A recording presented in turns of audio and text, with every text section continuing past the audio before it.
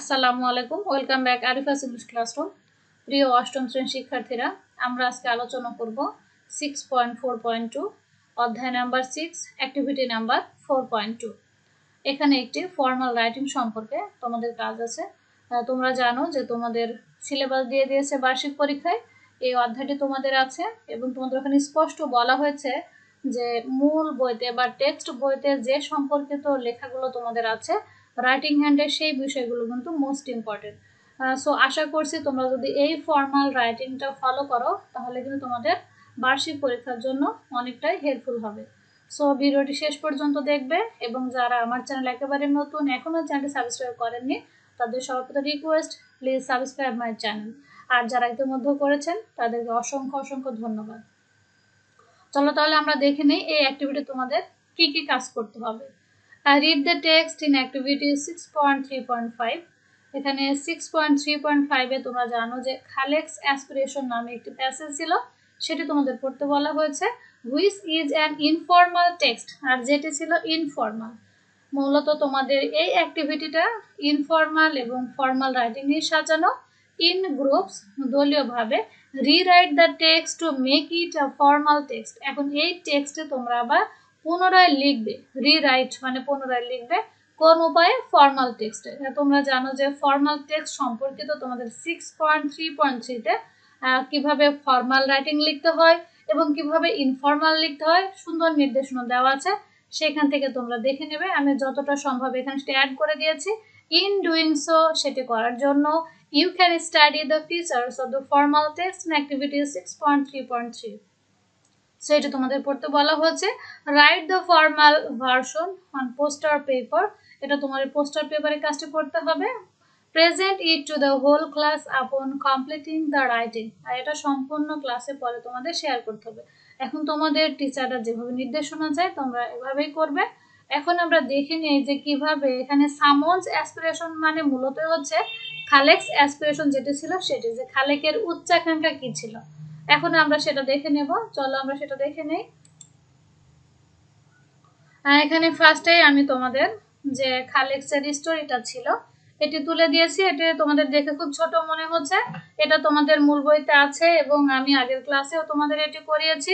আমি জাস্ট এখানে তোমাদের দিয়েছি যে এটা তোমাদের এই যে প্যাসেজটি আছে খালেক সম্পর্কিত, এই প্যাসেজটি তোমাদেরকে ফর্মাল ওয়েতে লিখতে হবে।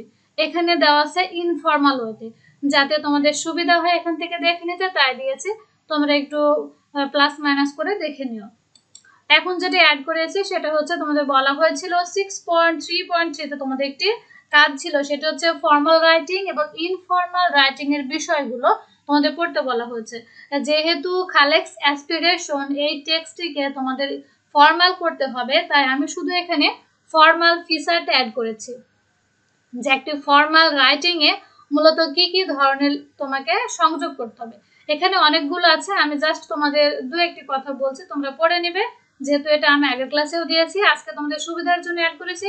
মূলত হচ্ছে ফর্মাল রাইটিং এ কি থাকবে দেখো, ওয়ার্ড চয়েসটা, তুমি যে ওয়ার্ডটা চয়েস করছো এবং তোমার টোনটা, তোমার সুরটা কিন্তু পোলাইট, ভদ্র হবে।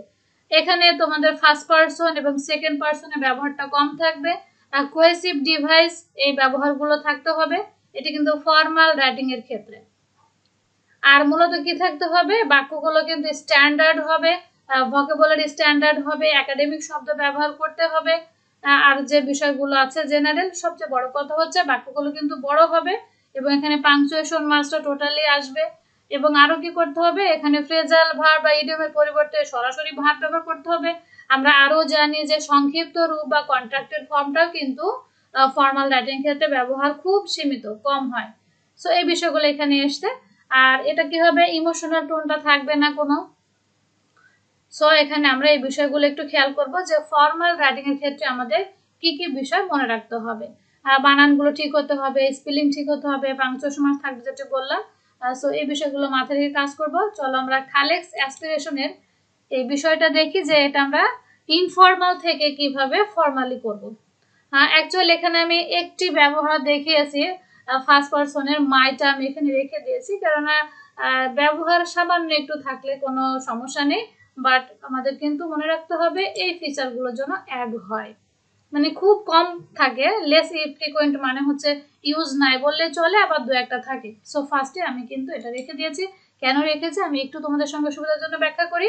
এখানে ছিল আমাদের, যারা দেখেছো, এই যে ফার্স্টে দেখো হাই ছিল, আমি দেখার সুবিধাতে এক জায়গায় করে দিয়েছি। এটা আমাদের ইনফর্মাল, আর আমরা এটা যেটা করছি এটা হচ্ছে ফর্মাল। সো আমরা জানি যে যখন আমরা ইনফর্মাল ওয়েতে কথা বলি তখন আমরা কি ব্যবহার করি, হাই। এবং সবগুলো কিন্তু দেখো এখানে ফার্স্ট পারসন ছিল, তোমরা পড়ে মিলিয়ে দেখবে কোথায় আমি পরিবর্তনটা করেছি। সো এখানে আমি এই সেন্টেন্সটিতে হাই পরিবর্তন করেছি হ্যালোতে। ফর্মালি কারোর সাথে কথা বললে হ্যালো বলতে হয়, আর ইনফর্মালি বললে হচ্ছে হাই বলতে হয়। So hello, my name is Khalek, আমার নাম খালেক। এগুলো আমি খুব সুন্দর করে তোমাদের আগে ব্যাখ্যা করে দিয়েছি। আজকে জাস্ট কোথায় কিভাবে পরিবর্তন করেছি, ফর্মাল কিভাবে করলাম সেটা একটু বুঝিয়ে দেবো। He is a 12-year-old boy who lives in a slum near Komlapur railway station with his mother, two little brothers and sister. খেয়াল করো এখানে কেমন ছিল, একটি লাইন তোমাদের আমি বুঝিয়ে দিই, পরেগুলো নিজেরাই বুঝতে পারবে। এটা পড়ে পড়ে মিলাবে। একটা ভিডিও মানে এই নয় যে ম্যাডাম তোমাকে সব কিছুই করে দেবে, তোমাকে জাস্ট আমি ওয়েটা দেখাচ্ছি, তুমি নিজে পড়ে বুঝে তোমার ওয়েটাকে তুমি কি করবে, সহজ করবে। সো এখানে কি ছিল দেখো, I am 12 years old, I live in a slum near Kamalapur railway station with my mother, two little brothers and my sister. এখানে আমি কি অ্যাড করেছি, কিভাবে ফর্মাল করেছে দেখো। এখানে মাই ছিল হি, আই ছিল হি ব্যবহার করেছি, থার্ড পারসন ব্যবহার করেছি, কেননা ফর্মাল ল্যাঙ্গুয়েজে মূলত ফার্স্ট পারসনের ব্যবহারটা খুব কম হয়, সেকেন্ড পারসনটা কম হয়, থার্ড পারসনটা বেশি হয়। He is a 12 years old বয়, সে হচ্ছে 12 বছর বয়স একটা বালক। হু লিভস ইন আ স্লাম, যে বস্তিতে বাস করতেন কার সঙ্গে, কমলাপুর রেলওয়ে স্টেশনের পাশে তার ভাই বোন এবং মায়ের সাথে। আর আমরা জানি যে যেটা তোমার হচ্ছে ফর্মাল ল্যাঙ্গুয়েজ হবে সেটি কি হবে, বড় হবে। সো এইভাবে আমি পরিবর্তন করেছি, পরেরগুলো সব একই অবস্থা, তোমরা পড়লে বুঝতে পারবে। আমি জাস্ট রিড আউট করে তোমাদের একটু ফাইন্ড আউট করে দিই কোথায় পরিবর্তন করবে। এখানেও কিন্তু ফার্স্ট পারসন ছিল, আমি থার্ড পারসন করেছি। He has not seen his father, so his mother is everything to him. He has been working to help his family and support financially for the last few months. সবগুলো দেখো এখানে অনেকটাই পরিবর্তন আছে। Firstly আমরা দেখেছিলাম যে ফর্মাল যখন আমি লিখবো তখন কিন্তু আমাকে কোহেসিভ ডিভাইসের ব্যবহার করতে হবে। সো এখানে আমি কয়েকটি ব্যবহার করেছি, সেটা মার্কিং করে দেখিয়ে দিয়েছি। Firstly, he tried to work as a porter in a market near Kamalapur railway station, but the work was too hard for him. প্রথমে এসে কি করেছিল, কমলাপুর রেলওয়ে স্টেশনে কুলির কাজ করতে চেয়েছিল, বাট সেখানে কি ছিল, কাজটি তার জন্য প্রচুর কঠিন ছিল। সেকেন্ডলি, দ্বিতীয়ত সে কি করলো, he started working as an assistant in a motor garage, but it was also too hazardous for him. এবং এটি তার জন্য কিন্তু কঠিন ছিল, একটা মোটর গ্যারেজে কাজ করা। অ্যান্ড ওয়ান্স, এবং একদা, he cut his palm with a sharp nail, এবং সে তার হাতটা কিন্তু কেটে ফেলেছিল বা ক্ষতিগ্রস্ত হয়েছিল।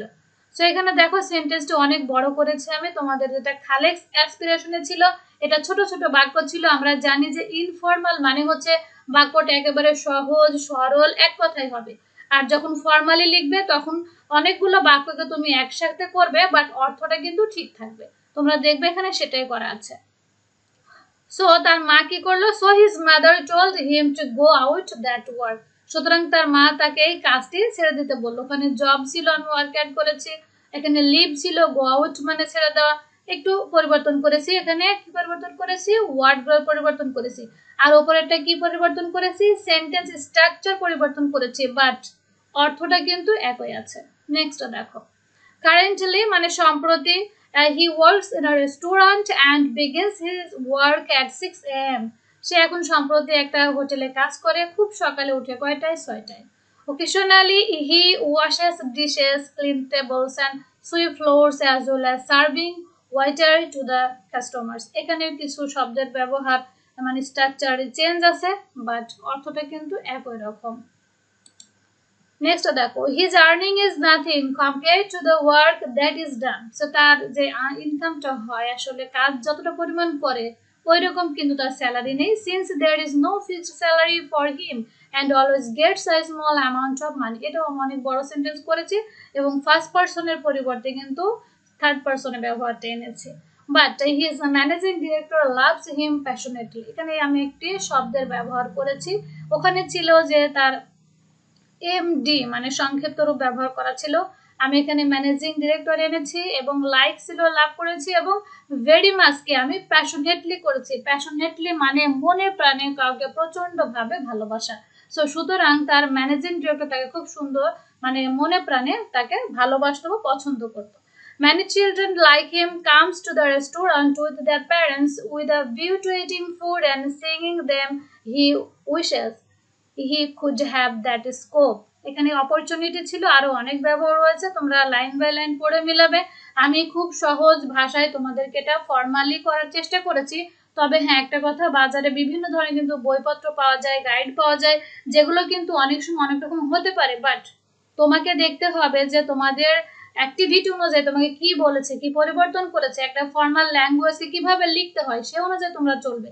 সবারটা যে একই রকম হবে তেমন না, বাট তোমার স্ট্রাকচারটা যেন ঠিক থাকে। আর সবচেয়ে বড় কথা হচ্ছে তোমার ক্লাসে তোমার টিচাররা তোমাকে যেভাবে গাইডলাইন করবে তুমি সে অনুযায়ী কাজ করবে, এখান থেকে জাস্ট হেল্প নেবে। সো নিশ্চয় তোমরা বুঝতে পারছো। There is a school just opposite the restaurant he works in and he sees the students come and go, studying, playing and enjoying themselves. সে কি করতো, তার মানে অপোজিটে ছিল একটা রেস্টুরেন্টের অপোজিটে পাশে একটা স্কুল ছিল, এখানে সে দেখতো যে বাচ্চারা আসছে, খেলছে, তারা এনজয় করছে।